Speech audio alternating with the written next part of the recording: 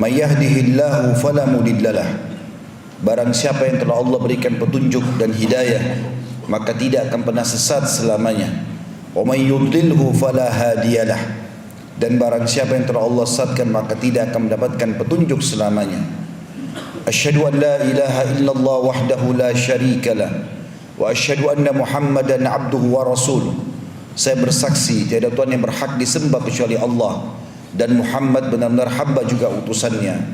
Qala Allah Ta'ala, Allah mengingatkan dalam kitabnya, ya ayyuhalladzina amanu taqullaha haqqa tuqatih wa la tamutunna illa wa antum muslimun. Hai sekalian orang-orang yang beriman, bertakwalah, patuhlah sebenar-benar bertakwa atau sebenar-benar patuh, dan janganlah sekali-kali kalian meninggal dunia kecuali dalam keadaan Islam. Di ayat yang lain Allah juga berfirman, ya ayuhan nasu taqu rabbakum alladhi khalaqakum min nafsin wahidah wa khalaqa minha zawjaha wa batha minhuma rijalan katsiran wa nisaa wattaqullaha alladhi tasaaluna bihi wal arham innallaha kana 'alaikum raqiba.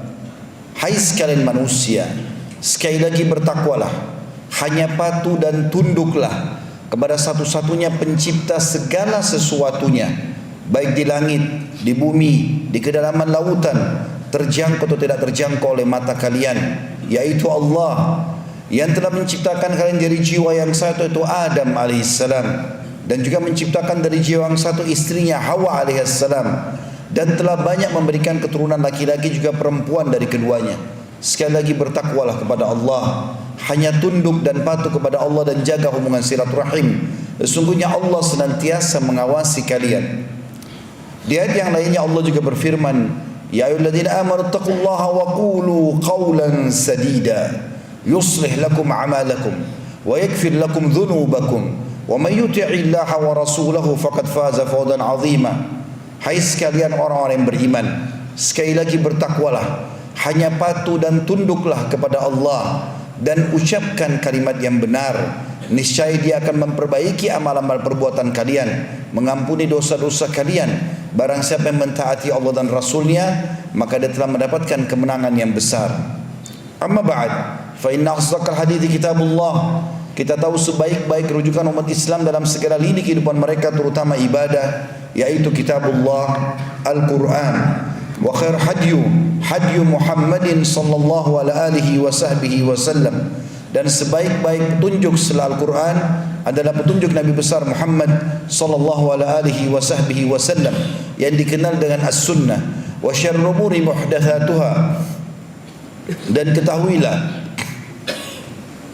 seburuk-buruk perbuatan, terutama dalam ibadah yang tidak punya rujukan wahyu Al-Quran dan Sunnah. Fa inna kulla muhdatsin bid'ah. Semua perbuatan ibadah yang tidak punya rujukan wajib kena dengan perbuatan bernama agama. Wa nabidatin dalalah, dan perbuatan baru akan membawa pelakunya pada kesesatan dan kesesatan akan membawa pelakunya ke dalam api neraka. Saudaraku seiman rahimani wa rahimakumullah, apa yang saya bacakan tadi dikenal dengan khutbah hajah. Baginda Nabi alaihi salatu wassalam tidak pernah melewatkan momen-momen penting, baik ingin mengutus pasukan, memberikan nasihat-nasihat dan wasiat kepada umatnya, kecuali memulai dengan khutbah hajah. Bagaimana beliau mengingatkan 3 ayat pentingnya seseorang muslim agar selalu patuh kepada Allah, dan juga mengingatkan agar dalam ibadah mereka kembali kepada Al-Quran dan Sunnah. Pada kesempatan ini kita akan membahas tentang masalah pondasi agama. Saudaraku seiman, seorang muslim memiliki pondasi dasar dalam ibadah, dalam kehidupan dia, dan ini harus kokoh dan kuat. Kapan pondasi ini benar dan sesuai dengan apa yang memang diperintahkan oleh agama, maka dipastikan Anda akan selalu tenang dalam setiap keadaan. Mau dalam keadaan sehat, sakit, muda, tua, punya pendapatan, pekerjaan atau tidak punya pendapatan, apapun rintangan hidup ini akan bisa dilalui, yaitu keyakinan. Islam ini dibangun di atas pondasi keyakinan tentang adanya Sang Pencipta Allah, tentang adanya kehidupan yang akan kita susuli nanti di akhirat sana. Ini pondasi dasar sekali. Nabi Muhammad SAW 13 tahun di Mekah, 10 tahun pertama belum ada perintah sholat, belum ada perintah puasa, belum ada perintah jihad. Belum ada perintah haji. Yang ada pada saat itu adalah penanaman akidah. Dan penanaman pondasi keyakinan ini selalu ditekankan oleh Nabi SAW. Yakinilah Tuhan kalian Allah dan istiqamalah. Sampai seorang sahabat pernah bertanya, ya Rasulullah, beritahukan kepada saya ketentraman hidup itu, tentang Islam yang saya tidak perlu tanya lagi kepada selain anda. Kata Nabi SAW, Qur Rabbi Allah thumma istaqim. Ikrarkan dengan fikiranmu, ucapkan dengan lisanmu, yakini dengan hatimu sebagai pondasi kehidupanmu, bahwasanya Tuhanku ada satu Allah, pencipta langit dan bumi dan apapun yang ada di dalamnya, dan di atas langit sana ataupun di bawah di kedalaman lautan ataupun di dalam bumi tidak ada pencipta dan pemiliknya kecuali Allah. Lalu istiqamalah, yakin dengan itu, kemudian jalanlah di muka bumi ini dengan perintah-perintah dan juga larangannya. Makin genting sebuah keadaan, maka makin muncul dan terlihat keyakinan seorang muslim. Justru pada saat itu anda sedang diuji, pada saat kita sedang sakit, pada saat kita sedang terlilit utang, pada saat sedang terjadi hal-hal yang tidak kita inginkan. Sebagaimana saya dengar tadi juga disampaikan, dan kita sudah tahu keadaan negara kita sedang ribut di wilayah Papua. Justru pada saat ini keyakinan seorang muslim dibutuhkan. Pondasi ini harus ada. Kita lihat misalnya, setiap hari Jumat yang sangat ditekankan untuk dibaca oleh setiap muslim adalah surah Al-Kahfi. Surah Al-Kahfi ini adalah asas keyakinan bagi seorang muslim. Setiap Jumat kita disuruh baca. Bahkan kata Nabi SAW, siapa yang membaca Al-Kahfi di malam Jumat, Allah akan berikan cahaya antara dia dengan Ka'bah. Kemudian dalam riwayat lain, siapa yang membaca Al-Kahfi di hari Jumat, dia akan selamat dari fitnah Dajjal. Di Al-Kahfi apa yang sedang diceritakan? Di beberapa ayat pertama adalah keyakinan yang dibangun oleh Allah Subhanahu wa taala. Bagaimana seseorang muslim yakin Al-Quran ini benar, lalu berpegang teguh pada apa yang ada di dalamnya, baik informasi ataupun hukum-hukum yang sudah terjadi sebelumnya, yang sedang terjadi di zaman sekarang, dan yang akan terjadi di masa akan datang. Dan semua yang dibutuhkan dalam roda kehidupan di muka bumi ini, dari sisi sosialnya, ekonominya, politiknya, semuanya ada dalam Al-Quran. Kemudian mulailah Allah Subhanahu wa taala memberikan gambaran 3 kisah yang unik sekali. Kisah tentang Ashabul Kahfi, 7 orang anak muda yang beriman kepada Allah di zaman pada saat itu orang semuanya tidak ada yang beriman kepada Allah. Lalu untuk membawa keyakinan mereka ini bahwasanya memang ada Tuhan Allah, mereka selamatkan diri ke gua. Dan akhirnya Allah Subhanahu wa taala dengan kayak itu menyelamatkan mereka. Di dalam gua tersebut dalam kondisi tubuh mereka tidak rusak. Dan Allah suruh kita ulang-ulangi kisah itu setiap Jumat. Renungi kisah itu. Bahwasanya keyakinan akan membawa kepada keselamatan, terutama kepada Allah Subhanahu wa taala, atau keyakinan kepada Allah Subhanahu wa taala. Kisah yang lain juga Allah ceritakan tentang perjalanan Nabi Musa dengan Nabi Khidir alaihi wassalatu wassalam. Bagaimana Nabi Musa alaihissalam pada saat berkata, saya adalah orang terpintar atau yang paling memahami hukum Allah di muka bumi. Maka Jibril alaihissalam datang pada saat itu menyampaikan, hai Musa, bukan kau orang yang paling mengetahui hukum Allah, tapi masih ada hamba Allah yang mengetahui, dan Allah menyuruh kau mencarinya.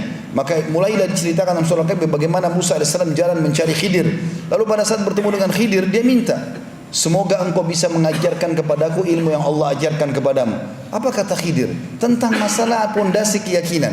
Boleh kau belajar dengan aku, tapi dengan syarat, jangan bertanya apa yang aku lakukan sampai aku yang jelaskan.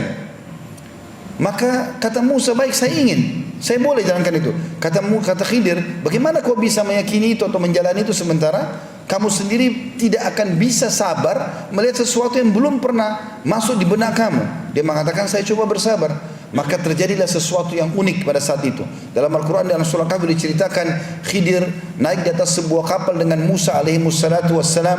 Lalu tiba-tiba Nabi Khidir membolongi kapal-kapal pelayan, padahal mereka orang miskin. Lalu Musa bertanya, hai Khidir, kenapa kau bolong-bolongin kapalnya para nelayan ini? Apa dosa mereka? Bukankah mereka orang miskin? Kata Khidir, bukankah sudah saya katakan jangan kau tanyakan apa yang saya lakukan sampai saya jelaskan? Maka kata Musa, baiklah, saya minta maaf. Lalu berjalan lagi sebentar, beberapa langkah, turun di sebuah lembah atau di sebuah kota atau sebuah desa. Tiba-tiba Nabi Khidir menangkap seorang anak kecil lalu membunuhnya. Maka Musa AS bertanya lagi, bagaimana bisa kau bunuh seorang anak kecil yang belum berdosa, belum balik? Kata Khidir, bukankah sudah saya katakan, kalau kau Ya, jangan kau tanyakan apa-apa yang belum saya jelaskan. Kalau saya sudah jelaskan baru kau bertanya, baru kau ambil ilmunya. Maka kata Musa, baiklah, mulai sekarang saya tidak akan bertanya lagi. Sampai mereka berjalan, diringkaskan ceritanya dalam Al-Quran itu, bahwasanya mereka mampir di sebuah negeri atau sebuah kota. Lalu Nabi Khidir dan Nabi Musa minta tolong untuk nginap di kota itu. Di zaman dulu sebuah kota dibuatin sebuah benteng yang besar, ada pintu gerbang, mereka tidak bisa keluar dan masuk kecuali dengan izin pemilik benteng tersebut. Maka pada saat itu pun mereka menolak karena Musa dan Khidir dianggap orang asing di situ. Mereka tidak mau kedua orang ini nginap di situ. Maka yang terjadi, Khidir pun pada saat mau keluar melihat ada tembok mau rubuh. Oleh Nabi Khidir disentuh tembok tersebut, tiba-tiba jadi bagus kembali. Nabi Musa AS cuma kasih masukan saja. Lalu berkata, wahai Khidir, kalau kau mau, cukuplah perbaikan tembok ini, kita minta sebagai balasan jasa supaya kita diizinkan nginap di tempat ini. Kata Khidir AS, saya sudah katakan hai Musa, sekarang saatnya kita berpisah. Saya sudah bilang jangan menjelaskan apapun atau bertanya sebelum saya jelaskan. Maka kata Khidir, maka sekarang saya akan jelaskan kepadamu kenapa saya lakukan ketiga perbuatan tersebut yang membuat kau tadi kaget itu. Yang pertama, saya membolongi kapal-kapal para nelayan yang miskin itu karena Allah telah memberikan kepada saya mukjizat, berita, karena Khidir AS juga seorang nabi, bahwasanya di situ ada raja zalim yang suka mengambil secara paksa kapal-kapal nelayan. Dan kalau dia melihat ada bolongan saja sedikit, dia tidak akan mengambil kapal tersebut. Allah suruh saya membolongin kapal-kapal itu, nanti nelayannya tinggal tambal sedikit saja, tapi dengan itu mereka tidak kehilangan kapalnya. Anak kecil yang saya bunuh itu juga sesuai dengan perintah Allah, karena anak itu sangat durhaka dengan kedua orang tuanya dan Allah menyuruh saya membunuhnya. Maka pencipta dia menyuruh saya membunuhnya, maka tidak ada dosa bagi saya. Kemudian juga Allah ingin mengganti anak itu, kalau meninggal sebelum balik maka dia akan selamat karena belum ada hukum padanya. Serta Allah gantikan buat kedua orang tuanya anak yang saleh, karena kedua orang tuanya orang saleh. Dan yang ketiga adalah saya memperbaiki tembok itu bukan karena saya berharap balasan, tapi di bawah tembok itu ada harta yang disimpan oleh ayah pemilik rumah itu. Jadi rumah itu rupanya dimiliki oleh dua anak yatim, ayahnya sudah meninggal. Di bawah tembok itu ayahnya meletakkan harta untuk kedua anaknya, tapi belum sempat dia jelaskan, kemudian dia meninggal dunia. Maka kalau rubuh tembok tersebut, masyarakat itu akan mengambil secara paksa. Maka saya disuruh oleh Allah perbaiki tembok tersebut sampai sudah bagus tembok itu, barulah kemudian nanti satu waktu kalau mereka dewasa Allah rubuhkan, harta itu akan dimiliki oleh anak yatim tersebut. Ini kisah kedua yang Allah ajarkan kepada kita setiap Jumat baca, sesuatu yang Allah tentukan dan terapkan walaupun mustahil di mata manusia, dibangun di atas pondasi keyakinannya. Dan yang ketiga kita tentang Zulkarnain, seorang raja yang berkuasa di muka bumi ini. Bagaimana dia menghadang dua suku besar Ya'juj dan Ma'juj untuk menyebarkan kerusakan di muka bumi. Dan dengan izin Allah dia bisa membendung kedua suku tersebut dengan membuat sebuah benteng yang sangat kuat di antara dua gunung dari timah yang dipanaskan dengan besi-besi yang disusun dan dipanaskan juga. Maka kisah ini selalu disuruh kita ulang-ulangi karena di dalamnya berbasiskan atau membangun di atas keyakinan seorang muslim. Saudaraku seiman, di dalam kisah lain, dalam surah Al-Ahzab, di perang Ahzab itu begini ceritanya. Di tahun 5 Hijriah, sempat orang-orang Yahudi yang dikeluarkan oleh Nabi SAW dari Madinah, dua suku namanya Qainuqa dan Nadhir. Dua suku ini diusir oleh Nabi SAW dari Madinah. Lalu mereka bertempat di Khaybar, kurang lebih 183 kilo atau 180 kiloan dari kota Madinah. Mereka di sana merasa jengkel dengan Nabi SAW. Mereka menggerakkan semua suku-suku Arab supaya mau menyerang Madinah. Terkumpul ada 4.000 orang dari Quraisy, 4.000 orang dari Qatafan, dari Yahudi sendiri ada 1.000, dari beberapa suku-suku kecil ada 100, ada 50 orang bergabunglah sampai mereka menjadi kelompok yang sangat besar. Allah sebutkan dalam Al-Quran surah Al-Ahzab, surah namanya kelompok-kelompok, surah nomor 33, menceritakan tentang kelompok-kelompok ini. Apa yang terjadi teman-teman sekalian? 10.000 orang datang menyerang Madinah. Madinah waktu itu sebuah kota kecil. Di zaman Nabi SAW mungkin kalau kota Makassar ini, Madinah itu cuma seperempatnya, sangat kecil dan bentengnya juga tidak terlalu kuat. Maka Nabi SAW pada saat itu diperintahkan Allah untuk menggali parit supaya mereka tidak bisa masuk. 10.000 orang ini kalau masuk, maka mereka akan menghabiskan semua yang ada di Madinah, karena pasukan muslimin cuma ada 1.000 orang saja, cuma 10% dari kekuatan mereka, dan mereka ini semua berkuda. tapi dengan izin Allah Subhanahu wa taala, dengan keyakinan orang beriman, Allah pasti akan memberikan pertolongan. Karena Nabi SAW mengatakan pada saat menghancurkan sebuah batu di Ahzab atau di Khandak, di parit itu, beliau mengatakan, Allahu Akbar, Allah telah memperlihatkan kepadaku kerajaan umatku akan sampai ke pelosok-pelosok muka bumi ini. Maka orang-orang munafik sempat mengatakan, Muhammad menjamin buat kami, Muhammad mengatakan kami akan menjadi pemimpin-pemimpin dunia umat Islam. Sementara sekarang pasukan Quraisy dan Ahzab di depan mata kami bahkan tidak punya keamanan untuk pergi ke kamar kecil atau keluar dari rumah kami. Maka orang-orang beriman pada saat itu mengatakan hasbunallah wa ni'mal wakil.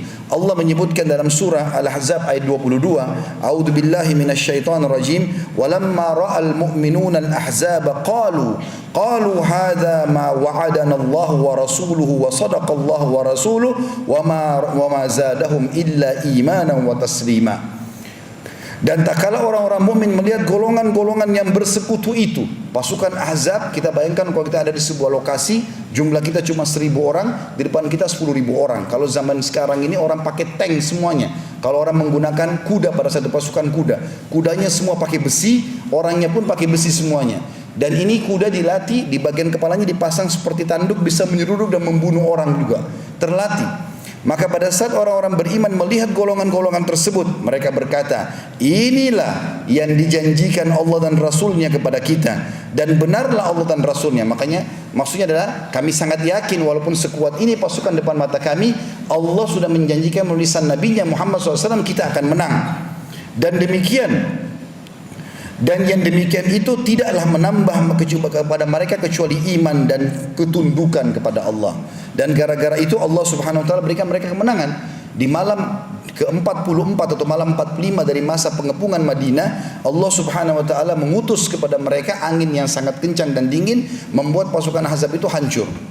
Begitu juga pada saat terjadi perang Uhud, setelah 1000 atau 700 orang pasukan muslimin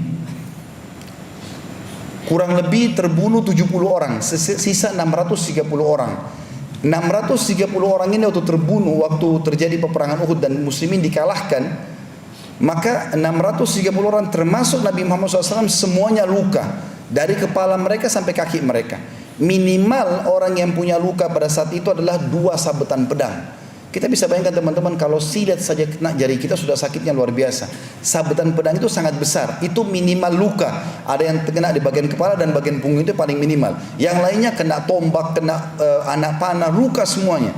630-an termasuk Nabi SAW, pelipisnya berdarah alaihissalam, gigi beliau pecah dan juga pundak kiri beliau sakit. Kena dipukul oleh Ibnu Qamiyah dengan pedang, tapi tidak sempat luka. Cuma beliau mengatakan aku merasakan sakitnya selama sebulan. Apa yang terjadi teman-teman sekalian? Malam itu hari Sabtu, seluruh pasukan kesakitan. Pulang ke Madinah dalam kondisi terpukul. 70 orang terbunuh, mereka semua terluka, dan pasukan muslimin tersebar kalah. Orang-orang Quraisy pulang bersorak-sorak. Yang terjadi waktu sholat subuh, yang hadir di saf cuma sedikit saja. Tiba-tiba turun wahyu dari Allah Subhanahu wa taala pada saat itu, memerintahkan Nabi SAW untuk menggerakkan 630 orang yang luka-luka itu, bangun sekarang, kejar kembali pasukan Quraisy itu. Tidak boleh ada orang baru. Yang luka-luka kemarin itu yang bergerak. Maka Nabi SAW mengiklankan bahwasanya telah turun firman Allah SWT memerintahkan semua yang hadir di Uhud kemarin yang terluka untuk pergi menyerang kembali Quraisy. Subhanallah, ini ujian yang sangat berat. Kita bisa bayangkan teman-teman, kadang-kadang mungkin kaki kita kena beling saja, mungkin kita sudah tidak bisa hadir subuh di masjid. Tapi bagaimana para sahabat dari kepala sampai kaki semuanya luka, begitu tersebar di depan-depan rumah mereka. Wahai muslimin yang hadir kemarin di Uhud, Nabi SAW memerintahkan kalian semua untuk mengejar Quraisy. Tidak ada satupun yang tinggal di rumah mereka. Sampai ditunggil sebuah kisah, 2 orang anak muda, yang satu 15 tahun, yang satu 16 tahun, luka dari kepala sampai di kakinya. Kemudian mereka berdua tidur di atas ranjang dan ditempelin dengan daun-daun oleh ibu mereka kena mengobati luka-luka mereka. Baru semalam ini kalah dari peperangan. Maka mereka berdua mendengarkan ada satu orang teriak dari depan rumah, wahai muslimin yang hadir kemarin di Uhud, Rasulullah SAW menyuruh kalian berkumpul dan menyerang kembali Quraisy. Maka si kakak berkata pada adiknya, bagaimana kita bisa tinggal di ranjang ini sementara panggilan Rasulullah SAW sudah dikumandangkan? Kata adiknya, bagaimana kita bergerak? semua badan kita dari kepala sampai kaki luka. Kata si kakak, saya akan menyeretmu sesaat dan kau seret aku sesaat. Maka dua-duanya saling seret menyeret di jalan Madinah sampai bergabung dengan pasukan muslimin yang membuat hampir satu kota Madinah meneteskan air mata. Dengan penuh keyakinan mereka kalau ini adalah perintah Allah dan Rasul dan pasti akan ada kemenangan. Bayangkan dari seluruh kepala sampai kaki luka. Maka mereka 630 orang bersama Nabi SAW berkumpul. Waktu Nabi SAW lihat Nabi SAW sambil meneteskan air mata berkata, sungguh dengan inilah Allah berikan kemenangan. Maka mereka mengejar Quraisy sampai tiba di sebuah tempat namanya Hamrat Asad. Kurang lebih jaraknya 80 km dari kota Madinah. Pas tiba di sana Quraisy mendengarkan. 2.800 orang pasukan Quraisy mendengar masalah itu. Sebenarnya mereka 3.000 orang. Kurang lebih 2.940 orang terlihat dengan 60 orang mereka mati. Maka pada saat itu mereka mau kembali, mereka berpikir, ini siapa ini yang kembali? Apakah Muhammad membawa pasukan baru? Mereka kirim surat kepada pimpinan munafik Ubaidillah bin Abi Salul di Madinah. Lalu mereka mengatakan, ini yang berangkat sama Muhammad pasukan baru atau pasukan yang kemarin? Maka orang munafik menulis surat mengatakan itu pasukan kemarin. Justru ternyata dengan perbuatan ini orang-orang Quraisy mengatakan sungguh tidak mungkin orang yang terluka keluar ingin berperang kecuali mereka ingin balas dendam. Mereka sudah siap mati. Maka karena itu orang-orang Quraisy tidak berani untuk kembali dan memerangi kaum muslimin. Dan akhirnya Nabi SAW tinggal di Hamrat Asad selama 3 hari dan membuktikan kepada dunia pada saat itu kalau muslimin tidak berani, tidak takut untuk mati. Dan dengan keyakinan ini Allah Subhanahu wa taala turunkan firman-Nya di dalam surah Al-Imran ayat 174 sampai 173 sampai 174 yang bunyinya a'udzubillahi minasyaitonir rajim alladzina qala lahumun nasu innan nasa qad jama'u lakum fakhshawhum fazadahum imanan wa qalu hasbunallahu wa ni'mal wakil fanqalabu bi ni'matin minallahi wa fadlin lam yamsashum su' wattaba'u ridwanallah wallahu dzu fadlin 'azim. Yang artinya Allah berfirman, orang-orang yang mentaati Allah dan Rasulnya, mereka para sahabat tadi yang bangkit untuk pergi ke Hamrat Asad. Dan kepada mereka orang-orang, pada saat orang-orang pada mengatakan, jadi rupanya itu tuh orang Quraisy mengutus satu orang yang punya lisan, bisa berbicara dan suaranya lantang, mengatakan kepada pasukan muslimin, pulanglah, percuma kalian datang, karena sungguhnya pasukan Quraisy akan datang dan membabi buta dan akan membunuh kalian semua. Ternyata pada saat utusan Quraisy berteriak-teriak begitu di pasukan muslimin, maka mereka mengatakan sesungguhnya orang-orang Quraisy telah mengumpulkan pasukan untuk menyerang kalian. Karena itu takutlah kepada mereka. Maka perkataan itu hanya menambah keimanan para sahabat, keimanan mereka muslimin, dan mereka mengatakan cukuplah Allah menjadi penolong kami dan Allah adalah sebaik-baik penolong atau pelindung. Maka mereka kembali dengan nikmat dan karunia yang besar dari Allah. Mereka tidak ditimpa satu bencana dan mereka mengikuti keridhaan Allah dan Allah mempunyai karunia yang besar. Maksudnya adalah pada saat itu mereka kena tinggal selama 3 hari di sana. 3 hari di sana dan Quraisy tidak berani kembali. Maka yang tadinya mereka sudah patah semangat untuk berjihad dan berperang, kembali lagi bangkit karena Allah kena mengikuti perintah Allah dan yakin Allah Subhanahu wa taala dan Rasulnya akan memberikan kemenangan kepada mereka. Disebutkan dalam sebuah kisah bahwasanya Nabi Ibrahim alaihissalam pada saat melihat api yang dibakar oleh Namrud dan akan dilempar ke dalam api. Kita bisa bayangkan kalau kita di posisi semuanya orang lagi berkumpul satu kota, kita lagi dirantai, kemudian diseret di depan orang-orang, di depan kita ada api, dikatakan api yang dibakar oleh Namrud itu kalau lewat burung di atasnya tiba-tiba jadi hangus karena besarnya dan bisa terlihat dari seluruh penjuru wilayah Babilonia pada saat itu atau wilayah Irak karena besarnya api tersebut. Digiring Ibrahim AS dibawa dan akan dilempar ke dalam api tersebut. Kira-kira apa yang akan terjadi? Apa yang kita lakukan? Namrud cuma mau kau katakan aku Tuhanmu, bukan Allah. Itu saja, maka selamat dari api ini.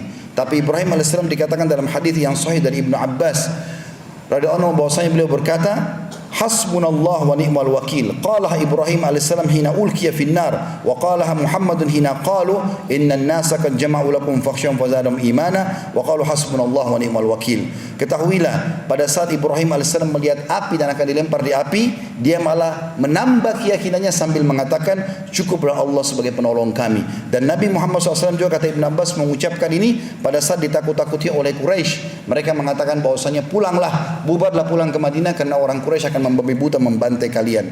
Dan ketahuilah dalam riwayat Bukhari yang lain dikatakan Ibnu Abbas berkata, kana akhiru qauli Ibrahim alaihissalam hina ulkiya finnar hasbunallah wa ni'mal wakil. Ketahuilah pada saat terakhir Ibrahim alaihissalam dilempar ke dalam api, maka kalimat terakhir yang terucap ucapkan dari lisannya adalah hasbunallah wa ni'mal wakil. Yakin Allah akan menolongnya. Yang terjadi sesuatu di luar akal manusia. Apa yang terjadi pada saat itu? Allah ubah api yang fitrahnya panas tiba-tiba jadi dingin. Selama 3 hari Ibrahim AS dibakar, tidak terbakar pada saat itu. Dan pada saat dipadamkan api, Namrud pun kaget bagaimana Ibrahim bisa selamat dari api tersebut. Musa AS pada saat dikejar oleh Fir'aun dan sudah sampai di depan mata, kondisinya begini. Fir'aun ini punya pasukan belum pernah terkalahkan di zaman itu. Pasukannya sangat besar dan sangat kuat. Dia pada saat sakit hati dengan Musa AS karena penyihirnya dikalahkan, maka dia kumpulkan semua pasukan inti dia untuk melawan Musa. Padahal Musa AS tidak punya senjata kecuali tongkat kayu, dan seluruh pengikutnya Bani Israel itu jalan berlari pada saat itu membawa panci, membawa kambing, ternak, tidak ada senjata mereka. Begitu Fir'aun melihat, Allah gambarkan waktu sudah sampai di pinggir Laut Merah, Fir'aun, Musa AS sudah sama kaumnya di sana. Di belakang, di depan mereka Laut Merah. Mereka kalau loncat maka bisa tenggelam karena jaraknya jauh sekali untuk menyeberang ke pesisir sebelah. Dan di belakangnya ada pasukan Fir'aun.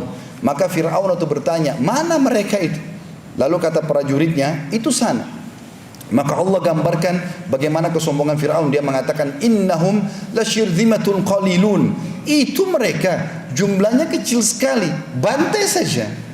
Maka Allah membiarkan Fir'aun sampai melihat Musa AS dan melihat tongkatnya. Maka begitu sudah dekat, orang-orang pengikutnya Nabi Musa mengatakan, ya Musa inna lamudrakun. Wahai Musa, kita sudah kejangkau nih, pasti kita habis dibantai. Mereka dengan beringas, pakai pedang segala macam, teriak-teriak dari jarak jauh dengan yel-yel mereka. Maka Musa mengatakan dengan penuh keyakinannya, dia mengatakan, kalla inna ma'iya rabbi sayahdin. Enggak mungkin, Tuhanku pasti akan memberikan petunjuk. Pada detik itu lagi genting-gentingnya, maka Jibril AS datang lalu berkata kepada Musa, hai Musa, Tuhanmu menyuruh engkau memukulkan tongkatmu. Kalau teman-teman pergi ke Turki satu waktu, ada museum di sana. Museum itu masih menyimpan tongkat Nabi Musa. Menurut keyakinan orang-orang masih itu tongkat Nabi Musa AS. Kalaupun itu betul, saya pernah lihat itu tipis sekali. Cuma seperti ranting pohon saja biasa. Bukan sebuah tongkat yang besar, ada senjatanya, ada pedang misalnya ini melengket. Nah, ada kayu biasa, gitu kan? Nah, itu juga digambarkan dalam surah Al-Qasas bahwasanya dia adalah ranting pohon yang kecil. Maka Musa AS diperintahkan oleh Jibril AS, pukulkan tongkatmu ke pinggir Laut Merah itu. Enggak ada perintah yang lain, itu saja, pukulkan. Musa pun AS belum tahu apa yang akan terjadi. Maka Musa AS dengan penuh keyakinan, Fir'aun sudah di belakang dengan mau membabi buta, maka dicambuk lagi pinggiran Laut Merah tersebut. Tiba-tiba Allah mengatakan, famfalaka fakana kullu firkin kataudil azim. Maka tiba-tiba air Laut Merah itu berdiri seperti dinding-dinding yang kokoh. Maka Bani Israel bisa melewati tanah itu dengan kering. Fir'aun waktu itu bukan mau sadar, tapi dia malah ingin mengejar. Dengan ambisinya ingin membunuh Musa. Maka Allah SWT buat Bani Israel selamat. Pada saat Fir'aun masuk dengan pasukannya, turunlah air tersebut dan menenggelamkan mereka. Tapi bagaimana keyakinan Musa AS? Anda tahu kisah Maryam dalam surah Maryam, surah nomor 19 juga Allah gambarkan. Maryam seorang wanita yang sangat lemah. Pohon kurma teman-teman sekalian, saya yakin di sini yang hadir, kalau yang Masya Allah, Allah berikan otot yang sangat kuat. Siapa di antara anda yang besar ototnya ini bisa menggoyahkan pohon kurma, menggoyangkan pohon kelapa? Susah sekali. Tapi Allah gambarkan pada saat Maryam alaihissalam hamil Isa alaihissalam dan berada di bawah pohon dan dia sudah merasa kesakitan mau melahirkan, Allah mengatakan wahuzzi ilaiki bijiz'in nakhla tusaqit alaiki rutoban janiyah. Wahai Maryam, goncangkan pohon kurma di belakangmu, maka akan jatuh pohon buah-buah kurma yang matang supaya bisa dia makan dan memenuhi nutrisi dia karena dia lagi mau melahirkan. Maka Maryam alaihissalam tidak ragu sedikit pun, menyentuh pohon tersebut, goyang pohon kurma yang sangat kokoh tadi dan jatuh buah-buahnya. Ini butuh kekuatan yang sangat besar, tapi keyakinan yang membuat alaihi salatu wassalam Maryam berhasil mendapatkan apa yang telah Allah Subhanahu wa taala janjikan. Dan sekian banyak contoh berhubungan dengan masalah ini. Izinkan saya teman-teman sekalian menutup khutbah ini dengan beberapa kisah. Ini kisah-kisah ini berhubungan dengan masalah keyakinan. Dinukil sebuah kisah oleh Fudail bin Iyad rahimahullah, salah satu tabi'in yang masyhur dengan keimanan. Dia mengatakan ada seseorang anak muda di Kufah terkenal dengan keimanannya dan ibadahnya kepada Allah. Satu waktu anak muda ini melihat Dia punya uang tinggal 1 dirham, gak ada lagi uangnya. Tinggal 1 dirham saja. Ya mungkin kalau kita 10.000 rupiah. Dia gak punya uang lagi. Dia lewat di pinggir jalan, ada 2 orang lagi jambak-jambakan rambut. Lagi tarik-tarikan rambut, lagi berantem. Dia tanya, kenapa orang 2 ini berantem? Maka kata orang-orang di sekitarnya, mereka berantem karena berebut 1 dirham. Maka kata orang ini 1 dirham, berhentilah berantem, ambillah. Gitu kan? Maka mereka pun berhenti berantem, lalu mereka membagi uang tersebut. Selesai. Begitu dia pulang, dia bilang sama istrinya, ceritanya begini tadi. Saya nggak ada uang lagi 1 dirham itu untuk kita makan, tapi akhirnya ada orang berantem, saya kasih. Kata istrinya, baiklah, kalau emang itu kau kasih demi kebaikan, tidak ada masalah. Mudah-mudahan Allah menggantikan buat kita. Suami istri dengan penuh keyakinan Allah akan gantikan, karena mereka pun mau makan tapi tidak ada uang lagi. Maka istrinya mengambil beberapa benda di rumahnya, cobalah bawa ini kamu jual. Lalu dia keliling seharian menjual barang bekas di rumahnya, nggak ada yang mau beli. Sampai waktu dia sudah mau pulang malam hari, maka dia temui ada 1 orang penjual ikan, dan ikannya itu sudah mengeluarkan bau yang busuk, kurang enak. Ini kata Fudail bin Iyad, mengeluarkan bau busuk, gitu kan? Maka dia merasa sedih. Orang ini merasa sedih melihat orang ini kesian sekali, ibah. Orang ini jual ikan nggak laku seharian. Maka dia bilang, saya seharian keliling menjual benda-benda dari rumah saya tidak laku. Kamu juga menjual ikan tidak laku. Bagaimana kalau kita barter saja? Kau ambil barang-barang ini mungkin bermanfaat buat kamu, saya ambil ikanmu karena saya kelaparan, walaupun sudah busuk. Maka kata orang itu, baiklah, jazakallahu khairan, semoga Allah balas engkau dengan kebaikan. Diambillah benda-benda rumahnya oleh orang tersebut. Ikannya diambil oleh orang ini. Lalu dia pulang ke rumah, dia bawa satu ekor ikan saja kecil yang sudah busuk, dia bawa. Dia mengatakan kepada istrinya, cobalah kamu bersihkan ikan ini, yang masih bisa kita ambil manfaat, kita makan, karena sudah mau mati kelaparan. Maka istrinya masuk ke dapur, lalu dibersihkan ikan tersebut. Waktu dibedah 2 ikan itu, dia kagetkan dalam perut ikan itu ditemukan ada sebuah mutiara yang sangat besar. Jadi bukan seperti biasanya, mutiara biasa kecil, ini besar. Digambarkan dalam kisah ini seperti telur ayam besarnya, dan ikan ini sangat kecil. Maka yang terjadi, istrinya mengatakan dengan kaget, wahai suamiku, lihatlah apa yang terjadi, apa yang aku temukan dalam perut ikan ini. Maka suami datang lalu melihat, ternyata ditemukan mutiara yang sangat besar tadi. Dia mengatakan, baiklah, saya tidak tahu nilainya, tapi mungkin rezeki Allah berikan kepada kita, saya coba datang kepada para ahli mutiara. Dan judul kisah ini disebutkan oleh Fudail bin Iyad rahimahullah, bersedekah dengan penuh keyakinan 1 dirham, Allah ganti dengan 120.000 dirham. Maka yang terjadi teman-teman sekalian, dia pun pergi kepada 1 orang ahli mutiara, dicek sama dia, maka tiba-tiba dia mengatakan, saya akan bayar mutiaramu ini dengan nilai 40.000 dirham cash kalau kau mau sekarang. Tapi dia rupanya belum sempat menjawab karena gembiranya. Orang ini tiba-tiba mengatakan, kalau kau ingin lebih, cobalah kau pergi kepada fulan, mungkin dia akan beli lebih mahal. Maka dia pergi ke orang kedua, dia perlihatkan. Orang kedua menawar tanpa banyak bicara, mengatakan saya akan bayar 80.000 dirham. Terus dia diam, dia tidak tahu harus ucapin apa karena gembiranya. Orang ini langsung mengatakan, kalau kau ingin lebih, pergilah kepada fulan, mungkin dia akan lebih beli. Maka pergilah kepada orang ketiga. Lalu orang ketiga ini pun mengatakan, saya akan beli darimu 120.000 dirham, dan saya yakin tidak ada yang membayar lebih daripada itu. Maka dia mengatakan, saya setuju. Dibawalah sama dia setiap 12 kantong, 1 kantong isinya 10.000 dirham. Ini kalau kita sekarang jumlahnya ratusan juta rupiah. Yang dia korbankan cuma sekitar 10.000 rupiah saja. Lalu kemudian dia bawa pulang ke rumahnya, dia mengatakan pada istrinya, ini loh kisahnya yang terjadi. Maka dengan istrinya bersyukur kepada Allah. Baru duduk, cobaan Allah datang lagi. Diketuk pintunya oleh seseorang fakir. Lalu orang fakir ini mengetuk pintunya, mengatakan, saya sudah seharian tidak makan. Maka dia mengatakan dalam dirinya, sungguh orang ini telah tertimpa apa yang menimpaku. Maka dia bilang, masuklah, saya baru dapat rezeki ini 120.000 dirham. Dia bilang semua sama orang miskin itu, maka saya dulu seperti kamu keadaannya kemarin, ambillah setengah, kita bagi 2. Saya yakin ini mungkin Allah berikan rezeki ini untuk kamu. Maka orang miskin itu mengambil setengah, 6 kantong isinya 60.000 dirham. Lalu dia pergi, beberapa saat dia kembali, lalu dia mengatakan, ketahuilah, aku bukanlah orang miskin, tapi aku utusan Tuhanmu yang ingin menyampaikan kepadamu bahwasanya aku disuruh mengujimu, dan Allah memberitahukan kepadamu berita, sebenarnya balasan 1 dirhammu yang kau berikan karena Allah yakin karena Allah akan balas itu, Allah akan ganti dengan 20 kintor. 1 kintornya senilai dengan 120.000 dirham ini. Maka dikasihlah kembali kepada orang ini, kemudian dia menggunakan untuk kehidupannya, dan sampai anak cucunya pun bisa menggunakan harta tersebut. Semua dibangun di atas keyakinan. Begitu juga Suhaib radhiyallahu anhu, sahabat Nabi yang mulia. Saya tinggal butuh 2 menit insyaallah untuk ini. Suhaib radhiyallahu anhu, sahabat Nabi yang mulia ini, waktu dia seorang miskin datang ke Mekah lalu kemudian bekerja. Sampainya menjadi orang kaya. Waktu dia beriman kepada Nabi SAW, dia sudah beriman kepada Nabi SAW, dia ingin hijrah ke Madinah. Rupanya orang-orang Quraisy mengejarnya karena dia membawa seluruh hartanya. Dia bawa seluruh hartanya. Maka pada saat dia bawa hartanya, orang-orang Quraisy mengejar. Lalu orang Quraisy ingin memanah dia dari jauh.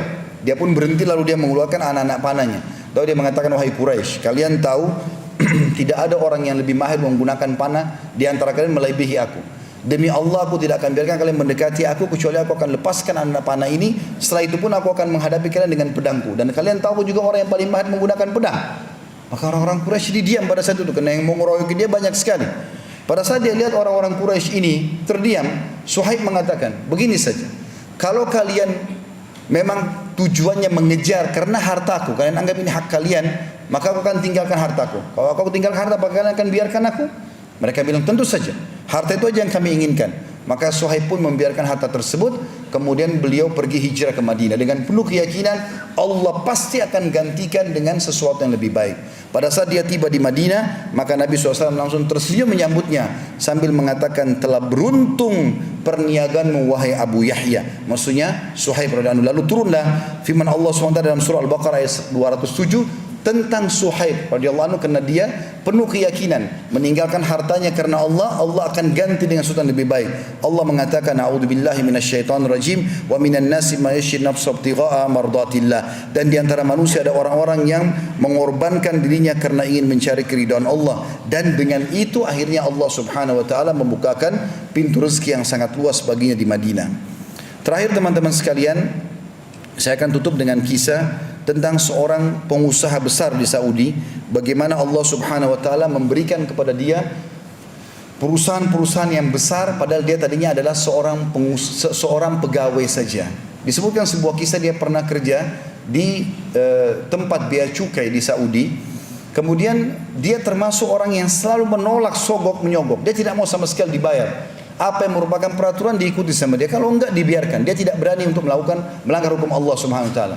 Selalu saja hampir tiap hari orang datang ke mejanya mengantarkan amplop, mengatakan inilah hakmu, ambillah dari perusahaan kami, kamu telah bantu kami. Dia mengatakan, saya tidak pernah buat apa-apa. Anda punya hak, saya izinkan. Yang tidak punya hak, saya tidak izinkan.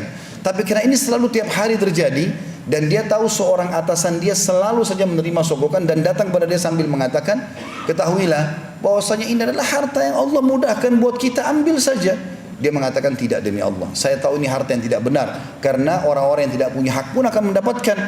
Maka dia pun meninggalkan pekerjaan tersebut. Dia mengatakan, dalam kondisi saya punya jabatan yang tinggi, gaji yang besar, peluang-peluang yang besar, saya tinggalkan. Maka saya mulai dari nol lagi. Dia bilang dengan beberapa waktu, dengan penuh keyakinan bahwasanya Allah akan menggantikan saya yang lebih baik. Sesuai dengan hadis Nabi SAW, man taraka syai'an abdalahu khairan min. Siapa yang meninggalkan sesuatu karena Allah, siapa yang meninggalkan sesuatu karena Allah, Allah akan gantikan yang lebih baik. Maka saya pun yakin. Beberapa waktu kemudian ada seseorang memberikan kepada saya tiba-tiba hadiah, seorang yang kaya yang kenal saya dan saya berhenti kerja, dia tahu saya sekarang menganggur, memberikan saya sebuah kapal kecil yang saya gunakan untuk mengangkut barang-barang orang. Karena orang mengetahui dan mendengar kisah saya meninggalkan kantor karena tidak mau suap menyuap, maka akhirnya orang pada titipin barang karena tahu saya amanah. Sampai akhirnya beberapa waktu saya punya 2 kapal, 3 kapal, 4 kapal, sampai saya punya sekian banyak kapal, dan orang makin mempercayakan barang-barangnya kepada saya. Satu waktu dia bilang, salah satu kapal saya mendabrak sebuah karang, kemudian pecah, rusaklah, karena kapten kapalnya tertidur. Lalu ada kebetulan pada saat kasus terjadi, ada satu polisi yang datang, kemudian polisi di laut itu kemudian datang dan ingin menengahi permasalahan. Lalu saya mengatakan tidak perlu, saya sudah memaafkan orang ini. Maka polisi itu pun kaget, kenapa kok begitu mudah saya memaafkan. Lalu saya membacakan firman Allah SWT, wal afina anin nas, dan Allah suka dengan orang-orang yang memaafkan orang lain. Dan dia tidak sengaja, dia tertidur. Maka polisi ini pun kagum gitu. Maka berjalan waktu, dia bilang, saya tinggalkan, usaha saya makin jalan. Maka kepala polisi tersebut tiba-tiba punya jabatan yang tinggi di kerajaan Saudi, dan akhirnya dia punya banyak sekali kapal-kapal yang akan masuk melalui pelabuhan Saudi. Dia bilang, maka dia mengingat saya pada saat itu, lalu dia tidak memberikan izin untuk masuk kecuali melalui saya saja. Dan akhirnya Allah bukakan rezeki yang luar biasa hanya karena meninggalkan sesuatu yang haram. Oleh karena itu teman-teman sekalian, dari apa yang semua kita sampaikan ini, bangunlah ya kehidupan kita sebagai seorang muslim di atas keyakinan bahwasanya Allah Maha melihat, Allah Maha mengetahui, janji Allah pasti benar, ancaman Allah pasti benar. Setiap kita beriman dan bertakwa kepada Allah, Allah sudah mengatakan, "Wa may yattaqillaha yaj'al lahu makhraja wa yarzuqhu min haitsu la yahtasib." Siapa yang bertakwa kepada Allah, Allah akan berikan jalan keluar dari setiap masalahnya, dan Allah akan berikan rezeki dari tempat tidak disangka-sangka. Sebagaimana kita yakin orang yang berbuat kezaliman pasti akan dihukum oleh Allah, tidak ada keraguan dalam masalah tersebut. Aqulu qauli hadza, saya sudah mengucapkan perkataan saya ini, wa astaghfirullah li wa lakum, dan saya beristighfar kepada Allah, mengajak jemaah istighfar kepada Allah. Fastaghfiruhu innahu wal ghafurur rahim. Istighfar dan bertobatlah kepadanya karena Dia Maha menerima taubat hamba-hambanya. Alhamdulillah wassalatu wassalamu ala Rasulillah. Segala puji dan puja kehadirat Allah Subhanahu wa taala, juga salawat dan taslim kepada Nabi besar Muhammad sallallahu alaihi wasallam. Hari Jumat adalah hari yang mulia di mana Nabi sallallahu alaihi wasallam menjanjikan kepada kita ada waktu mustajab doa, diterima oleh Allah Subhanahu wa taala. Ada dua buah riwayat. Riwayat yang pertama menyebutkan, kata Nabi SAW, tidak ada seorang muslim berdoa di hari Jumat kecuali diijabah sama Allah, dan kejarlah terutama pada saat imam atau khatib sedang di khutbah kedua sampai diiqamahkan solat. Makanya di khutbah kedua selalu saja khatib-khatib kita berdoa karena ini waktu mustajab. Hadis yang kedua adalah hadis Nabi SAW, Jumat 12 waktu. Ya, kalau kita 12 jam dari subuh sampai maghrib, tidak ada seorang muslim yang berdoa di 12 waktu itu kecuali diijabah sama Allah, dan kejarlah lebih banyak berdoa di waktu asar sampai terbenam matahari. Maka jangan kita sia-siakan waktu-waktu yang mulia ini. Kita hadirkan hati dan pikiran kita untuk berdoa kepada Allah SWT. Semoga Allah ijabah permohonan kita itu. Alhamdulillahirabbil alamin. Kami memuji-Mu ya Allah sebagaimana layak Kau dipuji sebagai pencipta. Kami sangat yakin Engkau sedang melihat kami karena Engkau Maha melihat, mendengar kami karena Engkau Maha mendengar, dan mengetahui seluruh seluk-beluk kehidupan kami dan niat kami karena Engkau Maha mengetahui. Wahai Zat yang Maha Kuasa, yang Maha Adil, yang satu-satunya Raja, pemilik dan pencipta langit dan bumi, kami memuji-Mu sampai Engkau ridho dan menerima puji-pujian kami, dan kami mengucapkan salam hormat kami kepada utusan-Mu Nabi besar Muhammad sallallahu alaihi wasallam, sebagaimana Engkau telah memerintahkannya kepada kami dan sebagaimana Engkau dan malaikat-Mu telah mengucapkan untuknya. Ya Allah, kami tidak berkumpul di tempat yang mulia ini kecuali karena ingin menjalankan kewajiban yang telah Engkau bebankan kepada kami. Maka kami mohon kepada-Mu, terimalah seluruh amal-amal soleh yang pernah kami kerjakan, yang sedang kami kerjakan, yang akan kami kerjakan sampai menjelang ajal nanti dengan pahala yang sempurna. Ya Allah, maafkanlah seluruh kesalahan-kesalahan kami, kesalahan kedua orang tua kami, seluruh muslimin dan muslimat, mukminin dan mukminat yang hidup dan juga yang sudah meninggal. Ya Allah, dengan kemahakuasaan-Mu, Engkau telah menjanjikan bagi orang bertobat, bahkan bukan cuma dimaafkan. Engkau mengatakan ulaika alladziina yubadilullahu sayyi'atihim hasanat. Mereka adalah orang-orang yang Allah ganti dosa-dosa mereka menjadi pahala. Maka gantilah seluruh dosa-dosa kami menjadi pahala dengan izin-Mu ya Allah. Ya Allah, kami memohon jadikanlah negara kami, negara Indonesia, negara yang aman, tentram, damai. Seluruh umat Islam berdoa naungan ukhuwah Islamiyah, angkat perselisihan antara mereka dan jadikan negara ini negara yang selalu saja menjadi contoh bagi negara-negara yang lain. Angkatlah seluruh permasalahan-permasalahan yang sedang terjadi ya Allah. Tolonglah saudara-saudara kami di Papua dan di negara atau di kota-kota yang lain, bahkan seluruh muslimin dan muslimat di seluruh muka bumi yang sedang tertindas dan juga terzalimi, di Palestina, di Syria, di Yaman, di Irak, di Myanmar, di Ahsa, di Kashmir, dimanapun mereka berada. Ya Allah, ikhlaskan niat mereka, terima para syuhada mereka, mudahkan Islam di tangan mereka dan tangan kita semua, dan juga partisipasikan kami bersama mereka di pahala, baik dengan doa, dengan harta, juga dengan jiwa kami. Dan ya Allah, Rabbana atina fid dunya hasanah wa fil akhirati hasanah wa qina adzabannar. Ya Allah, berikanlah kami seluruh kebaikan dunia dan juga seluruh kebaikan akhirat, dan selamatkanlah kami dari api neraka. Wa sallallahu nabiyana Muhammadin walhamdulillahi rabbil alamin. Inna Allah ya'muru bil adli wal ihsan. Allah selalu menyuruh kita berbuat kebaikan dan keadilan. Wa yanha 'anil fahsya'i wal munkari wal baghi. Allah selalu larang perbuatan keji dan perbuatan dosa. Ya'idzukum la'allakum tadhakkarun. Itu peringatan dari Allah, jadikan sebagai prinsip hidup kalian. Fadhkurullahal 'azim yadhkurkum. Ingat dan patuhlah kepada Allah, Allah akan ingat kepada kalian. Washkuru 'ala ni'am yazidkum. Syukuri nikmatnya, dia pasti akan tambah. Wala dzikrullahi akbar. Mengingat Allah adalah amal yang paling besar. Wa aqimis shalah, dan dirikanlah salat.